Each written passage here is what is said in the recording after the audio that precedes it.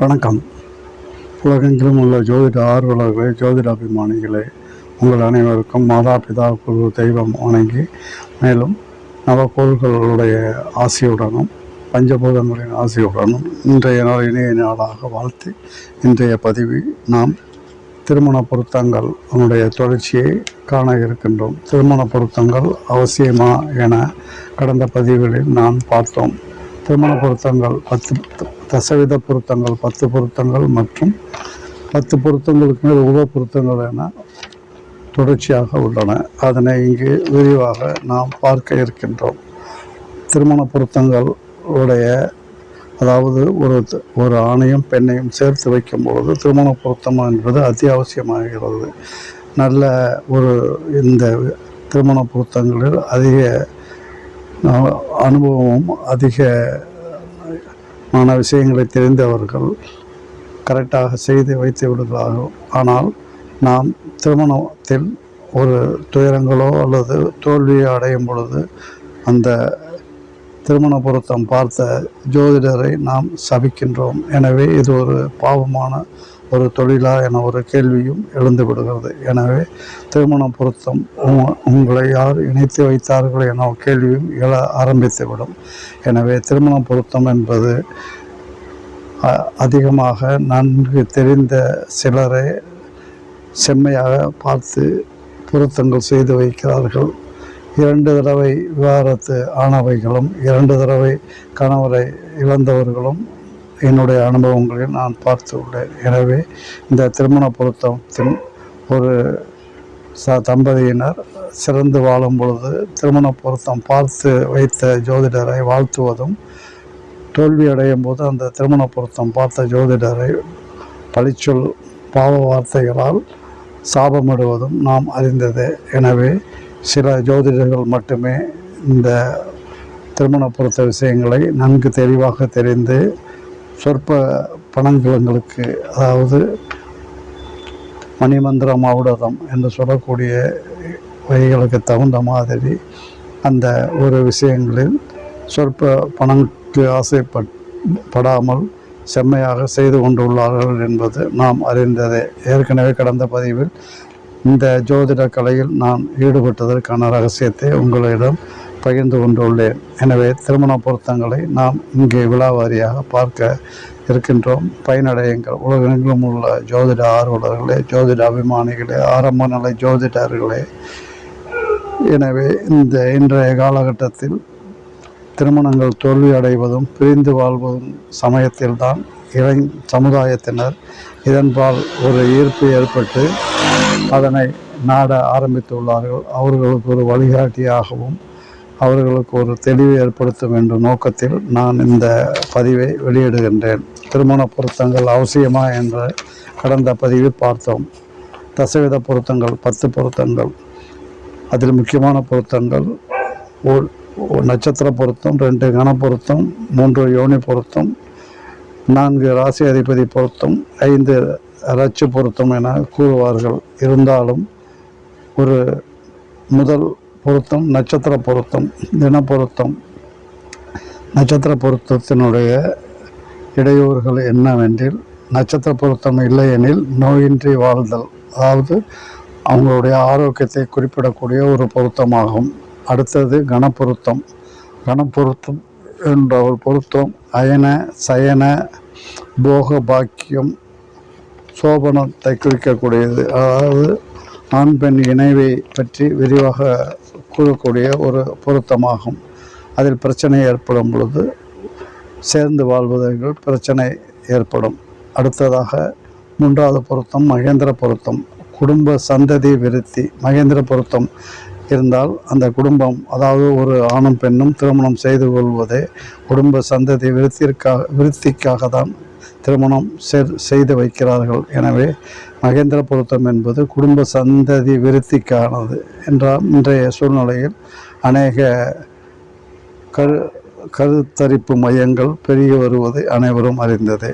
4 ஸ்திரீ தீர்க்க பொருத்தம். அதாவது அஷ்ட ஐஸ்வர்யம், பொன் பொருள் சேர்க்கையை பற்றி ஒரு குறிப்பிடக்கூடிய ஒரு பொருத்தம். அதாவது பொருளாதார நிலைமையை குறிக்கக்கூடிய ஒரு பொருத்தம். 5 யோனி பொருத்தம். யோனி பொருத்தம் கணவன் மனைவி அந்யோன்யம் உடல் உறவை பற்றி கூறக்கூடிய பொருத்தம் யோனி பொருத்தம். அடுத்து 6 ராசி பொருத்தம். ராசி பொருத்தம் குடும்ப சுக விருத்தி அதிகரிக்க, குடும்ப சுகம் விருத்தி அதிகரிக்க ராசி பொருத்தம் அவசியம். ராசி பொருத்தத்தில் சில ராசிகள் பொருந்தும், சில ராசிகள் பொருந்தாது. அதில் சஷ்டாங்க தோஷம் என்ற ஒரு தோஷமும் ஏற்படும். 7 ராசி அதிபதி பொருத்தம். ராசி பொருத்தம் வேறு, ராசி அதிபதி பொருத்தம் வேறு. நாம் ஒரு ராசி, ஆண் ஒரு ராசி, பெண் ஒரு ராசி. அந்த ராசியினுடைய அந்த ராசி பாவத்தினுடைய கிரகம் அதுதான் ராசி அதிபதி பொருத்தம். இந்த பொருத்தம் எதனை குறிக்கும் என்றால் குடும்ப பிரிவினை, பெற்றோருடன் ஒன்றி வாழ்தல். அதாவது திருமணம் செய்து வைத்தது பிறகு குடும்பத்தில் பிரிவினை ஏற்படுவதை பற்றி சொல்லக்கூடிய ஒரு பொருத்தமாகும் ராசி அதிபதி பொருத்தம். 8 வசிய பொருத்தம். ஒருவருக்கு ஒருவர் வசியமாக இருந்தால் இந்த வசிய பொருத்தத்தையே நான் அதிகமாக நவக்கிரக ஜோதிடத்திலும் எண் ஜோதிடத்திலும் அனைவருக்கு சேர்த்து வைத்துள்ளேன். இதுவரை பிரியாமல் இரும்பும் காந்தம் போல் சாரையும் பாம்பும் போல் இணைந்து இதுவரை நான் வசிய பொருத்தத்தையே ஒரு முக்கிய அங்கமாக எடுத்து சேர்த்து வைத்து இதுவரை என்னுடைய அனுபவத்தில் அதிக பேர் பிரியாமல் வாழ்ந்து கொண்டுள்ளார்கள். அதாவது சோரம் அல்லது கெட்டுப்போகும் மனோபாவம். வசிய பொருத்தம் என்பது ஒருவருக்கு ஒருவர் மனப்பொருத்தம் அல்லது ஒருவருடன் ஒத்துப்போதல் அல்லது விட்டு கொடுத்து போதல் என்ற ஒரு பொருத்தமாகும். இதனை பற்றி விலாவாரியாக பின் பகுதியில் வேண்டுமானால் பார்க்கலாம்.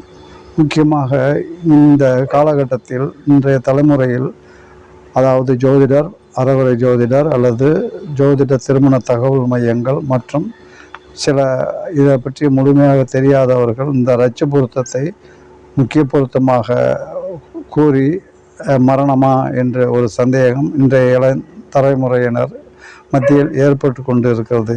இது முக்கியமான பொருத்தமாக ஜோதிட துறையில் அதாவது ஜோதிடருடைய இதில் பேசப்படும் ஒரு பொருத்தமாகும். இது ஒரு தனி வீடியோ அதாவது தனி பதிவாக ரஜ்ஜு பொருத்தத்தையும் வேதை பொருத்தத்தையும் தனி ஒரு பதிவாக இதற்கு அடுத்த பதிவில் நான் தருகிறேன்.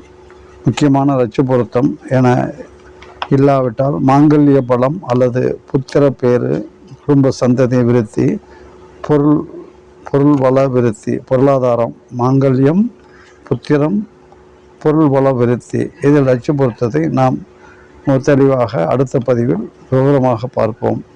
10 வேதை பொருத்தம். வேதை என்பது ஒரு நட்சத்திரத்துக்கு ஒரு நட்சத்திரம் வேதை. அந்த வேதையை சேர்க்கக்கூடாது என்பார்கள். இது வேதை பொருத்தம் இல்லாவிட்டால் சுகபோகம், கணவன் மனைவி கருத்து ஒற்றுமை, இதுவும் ஒற்றுமையும் வசியத்தையும் ஒருவருக்கொருவர் விட்டு கொடுத்து போகக்கூடிய ஒரு பிரச்சனையை கொடுக்கும். இது பிரிவினையில் சிரமப்படும் அநேகர் இந்த பொருத்தத்தை முக்கால்வாசி அதிகமாக இதில் முக்கியமானது ரட்சு பொருத்தமும் வேதை பொருத்தமும் பின்பகுதியில் நாம் விரிவாக பார்ப்போம். அடுத்தது உப பொருத்தங்கள் என எடுத்துக்கொண்டால் மர விருட்ச பொருத்தம் என்று சொல்வார்கள். பாலுள்ள மரங்கள், பால் இல்லாத மரங்கள். இது குடும்ப விருத்தி அல்லது பலவித யோகங்களை குறிப்பிடக்கூடியதாகவும் பொருளாதாரத்தையும் குறிப்பிடக்கூடியதாகவும். 12வது பட்சி பொருத்தம். பட்சி ஒரு நட்சத்திரத்துக்கும் ஒவ்வொரு பட்சி குறிப்பிடப்பட்டுள்ளது. இந்த பட்சி பொருத்தம் என்பது நோயையும் ஆரோக்கியத்தையும் அதாவது மருத்துவ செலவு அல்லது உடல் ஆரோக்கியத்தை பற்றி குறிப்பிடக்கூடிய ஒரு பொருத்தமாகும். 13வது பொருத்தம் செவ்வாய் தோஷம். செவ்வாய் தோஷம் என்ற பொருத்தத்தை தனியே ஒரு வீடியோவாக பதிவாக விலாவாரியாக பின்வரும் பகுதியில் அடுத்த பகுதியில் நான் தெளிவாக தருகிறேன். முக்கியமான செவ்வாய் தோஷத்தை பற்றிய பலவாறான அபிப்பிராயங்கள் உள்ளன. அடுத்து 14 நாடி பொருத்தம். நாடி பொருத்தம் என்று ஒரு பொருத்தம் உள்ளது. இது பிணி, மருத்துவம், ஆரோக்கியம். இதுவும் நாடி பொருத்தம் என்பது ஒரு பொருத்தம். அதுவும் பிணி அதாவது நோயை பற்றியும் மருத்துவத்தை பற்றியும் ஆரோக்கியத்தை பற்றியும் குறிக்கக்கூடிய ஒரு பொருத்தம். அதற்கு அடுத்தபடியாக பொருத்தங்கள் இத்துடன் 4 பொருத்தங்கள் உப பொருத்தங்கள் என்று கொடுக்கலாம். அடுத்த வகையில் தோஷங்கள் என்று எடுக்கும் பொழுது தனியாக பார்ப்போம். தோஷங்கள் என்போது ஏற்கனவே நான் செவ்வாய் தோஷத்தை பற்றி சொன்னேன். அதே மாதிரி செவ்வாய் தோஷம், காலசர்ப்ப தோஷம், சகடை தோஷம், சஷ்டாங்க தோஷம் என்று 4 தோஷங்கள் உள்ளன. அதில் செவ்வாய் தோஷ விரிவாக நாம் பின்பகுதியில் பார்ப்போம். வேறு ஒன்றுமில்லை, உஷ்ண ரத்தம் அல்லது உஷ்ண ரத்தம், உஷ்ண சரீரம், ஆரோக்கியம், பிரிவினை அல்லது ஒருவருக்கொருவர் பிரிந்து வாழக்கூடியது அல்லது இழப்புகளை பற்றி குறிப்பிடக்கூடியது. நாடி பொருத்தம் அதுபோல்தான் பிணி மருத்துவத்தை பற்றி குறிப்பிடுவது. இந்த உப பொருத்தங்கள் 4ஐயும் நாம் பார்த்தோம். மரப்பொருத்தம், பட்சி பொருத்தம், செவ்வாய் தோஷ பொருத்தம், நாடி பொருத்தம். அடுத்து தோஷங்களில் எழும்புவது காலசர்ப்ப தோஷம். அதாவது அனைத்து கிரகங்களும் ராகு கேதுக்குள் தோஷமும் யோகமும் நாம் இருக்கும். எல்லா கிரகங்களும் ராகு கேதுக்குள் அகப்பட்டு கொண்டு 50 வயது வரை திருமணமாகாத பல ஜாதகங்கள் பார்த்திருப்பீர்கள், கேள்விப்பட்டிருப்பீர்கள். காலசர்ப்ப தோஷம் என்பது 2 பாம்புகளுக்கு இடையே அனைத்து கிரகங்களும். இது காலசர்ப்ப தோஷம் என்பது ஒரு விழாவாரியே. அது பற்றி பலவாறான அபிப்பிராயங்கள் ஜோதிட மத்தியில் உள்ளது. இது காலசர்ப்ப தோஷத்தில் பாதிக்கப்பட்ட ஜாதகம் புத்திரம், அதாவது சந்ததி விருத்தி, மாங்கல்ய பலம், காலதாமதமான தடைகளை ஏற்படுத்தி திருமணம் காலதாமதமாக ஏற்படும். அடுத்ததுக்காக சகடை தோஷம். சகடை தோஷம் என்பது காலதாமதமும் தடைகளும் ஏற்படுத்தும். காலசர்ப்ப தோஷத்தை போலவே சகடை தோஷம் என்பது வியாழன் என்று சொல்லக்கூடிய குருவுக்கு 6, 8, 12 சந்திரன் இருப்பதும், குருவுக்கு 12 சூரியன் இருப்பதும், லக்னத்துக்கு 3, 6, 8, 12 சந்திரன் இருப்பதும். அதாவது குருவிற்கு சந்திரன் இருக்கும் இடம், குருவிற்கு சூரியன் இருக்கும் இடம், அடுத்தது லக்னத்திற்கு சந்திரன் இருக்கும் இடம். இது சஷ்டாங்க தோஷம். சஷ்டாங்க தோஷம் என்பது ஆண் பெண் இருவர் சகடை தோஷத்தை பற்றி நாம் இப்பொழுது பார்த்தோம். அடுத்தது 17 சஷ்டாங்க தோஷம். ஆண் பெண் ராசிக்கு 6ஆம் இடம், 8ஆம் இடம். 6க்கு 8, 8க்கு 6. ஆண் ராசியிலிருந்து, இது ராசியை பொறுத்தவரை ஆண் ராசியிலிருந்து, அதாவது ஏட்டிக்கு போட்டி அல்லது ஒத்து போகாது, அப்ஜெக்ஷன் பண்ணுறது அல்லது இணைந்து செல்லாதது அல்லது விட்டு கொடுத்து செல்லாத ஒரு தோஷங்கள் ஆகும். எனவே இந்த சஷ்டாங்க தோஷம் ராசிக்கு 6க்கு 8, 8க்கு 6 தவிர்க்கவும். வாழ்க்கை பூராவும் போராட்டமாகவும் ஒரு ஒத்துப்போகாத ஒரு சூழ்நிலை ஏற்படும். இதில் பிரிவினைகளும் ஏற்படுவதற்கு அதிகமான வாய்ப்பு உள்ளன. எனவே சஷ்டாங்க தோஷமும் முக்கியம், செவ்வாய் தோஷத்தை போலவே. எனவே அடுத்தபடியாக தோஷங்களும் மற்றும் திருமண பொருத்தங்களை பற்றி பார்த்தோம். அடுத்ததாக பெண் நட்சத்திரங்களான மூலம், ஆயில்யம், கேட்டை, விசாகத்தில் பிறந்தவர்கள். மூல நட்சத்திரத்தில் பிறந்தால் மாமனாருக்கு ஆகாது. ஆயில்ய நட்சத்திரத்தில் பிறந்த பெண் மாமியாருக்கு ஆகாது. கேட்டை நட்சத்திரத்தில் பிறந்த பெண்ணுக்கு மூத்த மைத்துனருக்கு ஆகாது. விசாக நட்சத்திரத்தில் பிறந்த பெண்ணுக்கு இளைய மைத்துனர் சகோதரத்திற்கு ஆகாது. அடுத்து ஆண் நட்சத்திரம், பெண் நட்சத்திரத்தை பார்த்தோம். அடுத்து ஆண் நட்சத்திரம். ரோகிணி எந்த பாதத்தில் பிறந்தாலும் தாய்மாமனுக்கு ஆகாது. 13வது வயதிற்குள் தாய்மாமனுடைய சிரமங்கள், இழப்புகளுக்கு ஆளாவார்கள். அடுத்தபடியாக ஆண் நட்சத்திரம், மக நட்சத்திரம். மக நட்சத்திரம் ஆண் பிறந்தவர்களுக்கு மாமனார் யோகம் அமையாது. அமைந்தாலும் சுமூக உறவு இருக்காமல் இருக்கும். எனவே திருமணம் செய்வதே மாமனார் வீட்டிலிருந்தும் மனைவி வீட்டிலிருந்தும் அதிகமான ஒரு எதிர்பார்ப்புடன் தான் திருமணம் செய்கிறார்கள். அதனால் ஆண் ஜாதகத்தில் மக நட்சத்திரமாக இருந்தால் மாமனார் யோகம் அல்லது மாமனாரிடந்து அல்லது மனைவியிடந்து வரக்கூடிய உறவு முறைகள் கெடும். அடுத்தபடியாக ஏக நட்சத்திரம் என எடுத்துக்கொண்டால் ஒரே பாதம் பொருத்தம் உத்தமம். ரஜ்ஜு தட்டினாலும் பொருத்தம். ஏக நட்சத்திர பொருத்தம் ரஜ்ஜு தட்டினாலும் உத்தமம் என்று குறிப்பிடப்பட்டுள்ளது.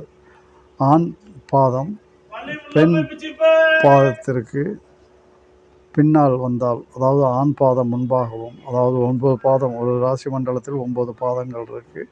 அதில் ஆண் நட்சத்திரத்தினுடைய பாதம் ஒரே நட்சத்திரம், ஏக நட்சத்திர பொருத்தம் உத்தமம் என்ற ஒரு வகைக்கு ஒரு விதி. ஆண் நட்சத்திரத்தின் முன்பாகவும் அவருக்கு அடுத்தபடியாக அந்த பின்னால் வரக்கூடியதாக இருக்க வேண்டும். அதே மாதிரி முன்னால் இருந்தால் ஆண் நட்சத்திரத்துடைய பாதம் உண்டா, அதாவது பெண் வந்து பின்னாடியும் ஆண் வந்து முன்னாடியும் இருக்க வேண்டும். அதை விட்டு பெண் முன்னாடி இருந்தால் பொருந்தாது என குறிப்பிடுகிறார்கள். எனவே இன்றைய பதிவில் நாம் இந்த ஒரு சூட்சுமங்களை நாம் பார்த்தோம்.